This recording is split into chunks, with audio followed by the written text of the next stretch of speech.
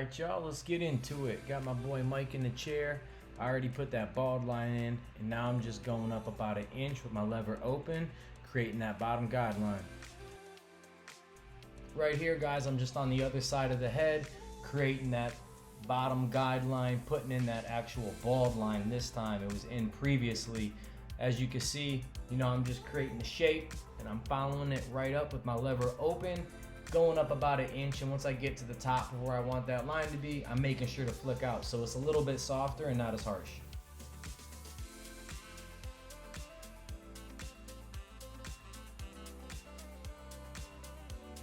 Right here guys, now I'm just using my 3.5 blade. It's just my detachable clipper, and all I'm doing is I'm going up to that parietal ridge and I'm just debulking, softening it up, because that's where I'm going to be blending in, and I don't want to go any higher than that, and I'm not going to try and push my fade up.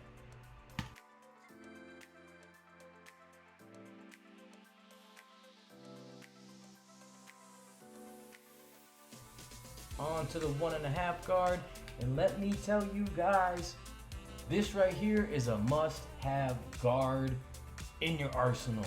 This 1.5, man, this will do wonders for you. This is that magic guard. And you want to stay under where you just were and make sure to flick out. Now I'm just following up with that number 1 guard, staying lower than the 1.5, flicking out, starting with it open, and just making sure not to go high. I'm really just trying to soften up this dark line that you see above the bald line. And then pretty sure I'm about to hit it with my half guard. Let's see. Should be finishing up right now with it. Yup, got the half guard. This is another one of those guards you want to use, man. You want to have. You never know when you're going to have to, do that little detail work between bald and one. Now that I got that removed, I'm removing all those hard lines. Now it's time to tackle that bottom line, guys. And you really want to make sure that you've got, a clipper that's somewhat gapped. If you're using trimmers and you're getting that, like that bald, like right on the skin, it's all the way down to the skin, you're gonna want something that can take out that line. So I start open, go about halfway closed, and then I go fully closed, and I'm making sure to flick out and use the corner of my blades. Using the corner of your blades is going to be extremely important in creating that smooth detail. That way you're not using too much teeth, you're using the corners, and you're taking a little bit away of that hair that's left that's longer at a time. And as you'll see, I flick in and out of it being closed and open just to make sure I got that detail. And as you can see right here, man, I got my trimmers out and just really making sure that, that skin is nice and smooth and it's got that flush transition.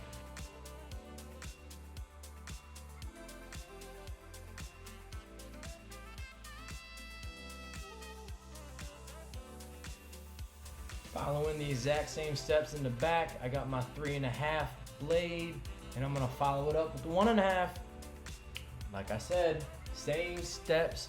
I try and keep it uniform.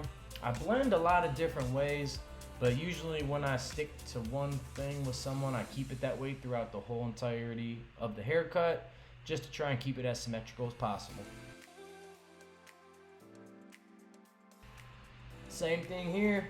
As you can see, I got that number 1 guard all the way open, slowly closing it, and I'm spending a little bit more time, making sure that the left side and the right side of the head match in the middle, and it's still got that curve. So really pay attention to where you're at, the shape that you're making, and if you see, any flaws, any defects in the hair, divots, valleys, dips, dark spots, just make sure to, go over those spots more than once. Same process, got my half guard all the way open, just slowly going around, and I'm making sure to stay under that 1 guard. But if I do see a dark spot, I'm not going to be afraid to get up in there, lighten it up a little bit, especially with the gray, the dark, and the color of his scalp. He hasn't really seen too much sun, so he doesn't have like that tan. So it's a little bit trickier to blend, but just be smooth with it, go slow, and just make sure to flick out and you'll get it.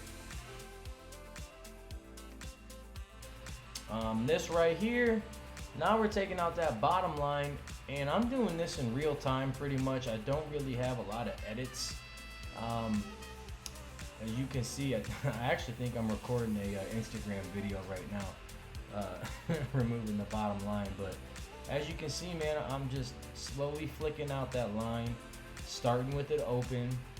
I've got a click lever, so I'll go down 2 clicks, and then I went down 1, as you can see right here. So it's 3/4 of the way closed, not all the way closed. And I'm just getting the dark spots, man, you know, really trying to lighten it up, soften up that, you know, bottom line, just so that when I close my clipper all the way, you know, it gives it that nice smooth transition. And I've got a taper blade on my clipper. I don't really use fade blades. I used to use them all the time, but once I got hit to the taper game,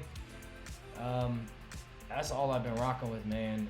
As you can see, you know, that bottom line, even with my taper blade, I do have them gapped. It's knocking it out, man. So you can pretty much do it with any tool. Just do what's comfortable, and just trying to make sure that, you know, it's all smooth and even throughout. As you can see, it's done. It's blended out and it's smooth. I mean, look at that. All right, man, now we're gonna work on that top part of the hair. I'm gonna be cutting it, so I'm just saturating the hair with water, and I'm separating his hair right now based off the shape of his colic. I'm not doing a horseshoe shape. I'm not gonna do a V. I'm not gonna make it square. I'm strictly gonna go off of the shape of his colic and what his growth pattern is. And I'm starting in the back. I'm gonna be removing this overhang, you know, that's right on this back colic area. Not gonna be taking too much off. I typically like to leave it darker. Just trying to do some gradient sectioning and cutting so that it's layered.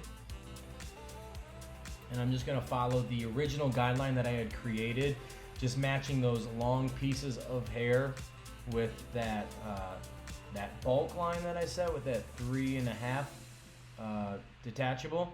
I'm just gonna match up those hairs, create, you know, or not create, but cut whatever's long, and I'm just gonna try and follow that shape all throughout so that the hairs all sit evenly.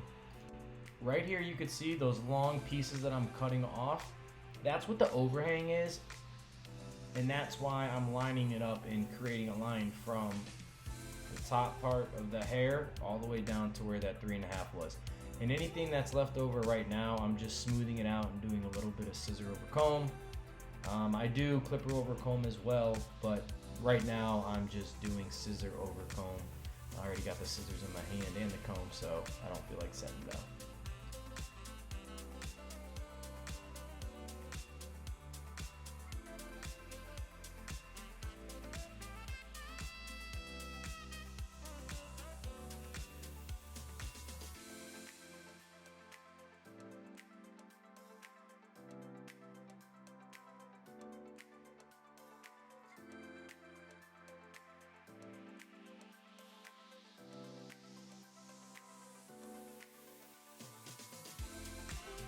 Same thing right here. Now I'm just saturating the top of the head again, making sure it's always moist.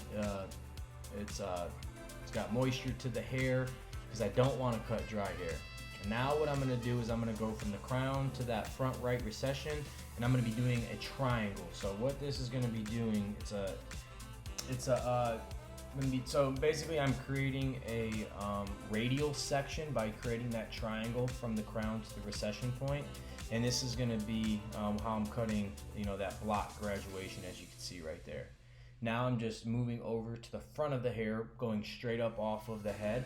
And what I'm going to do is I'm going to connect the short piece from the front of that right recession point up to those hairs in the front. I'm just going to connect every little piece, go through, go straight back, and whatever pieces are long and uneven and hanging over, I'm gonna trim them up. And we didn't do a big chop today.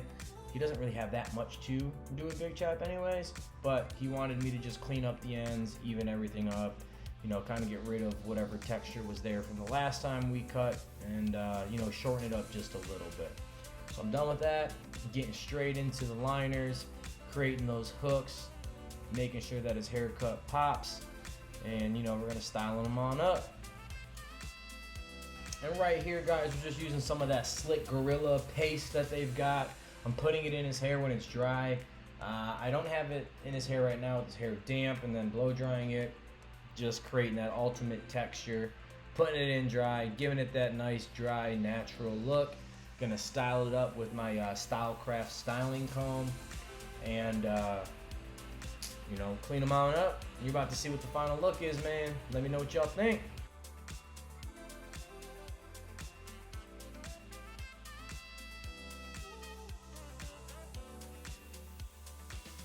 And there you have it, man. Look at that cut. Executed it flawlessly. Got that nice blend. Left it symmetrical. Left it still dark up top. Didn't go too light. And that's how we do it over here, man, you know. So, like, subscribe, follow, you know, share these videos. And I hope you guys learned something from it today, man. Peace out.